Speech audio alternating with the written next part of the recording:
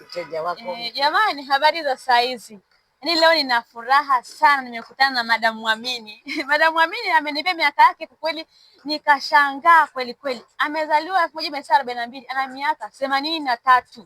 Lakini the way anavyotembea jamani, kama kijana aliyezaliwa jana. Muona hata sura yake jamani inavyoonekana. Yaani binti kabisa. Yaani nimefurahi na leo ameagiza package yake. Nimemletea, mama onyesha package yako hiyo. Muona leo nimemletea package yake. Nikasema hii lazima nipeleke mimi mwenyewe, simtumi bodaboda. Nikaona na mama wa miaka 83, alafu jamani, umeona jamani? Matunzo, mazoezi, kula lishe nzuri.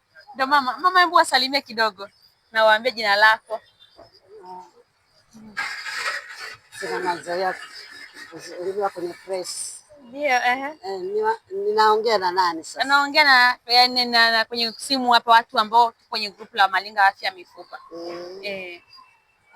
Kama alivyoelezea dada Edna,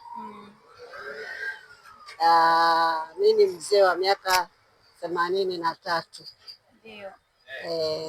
Kwa matatizo ya uzee, maumivu ya mifupa, ndio maana nimeona litangazo katika WhatsApp, nikalielewa, tukapatana kukutana na huyu mama aniletee hii inayoitwa Malinga Afya Package.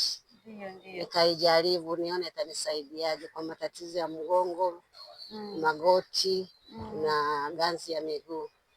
Ndio jamani, kama mnavyoona. Kwa hiyo baada ya muda atakuja na majibu. Leo alikuwa na miaka 83, alafu akitumia virutubisho atazidi kuwa kijana zaidi. Jamani, ni hayo tu.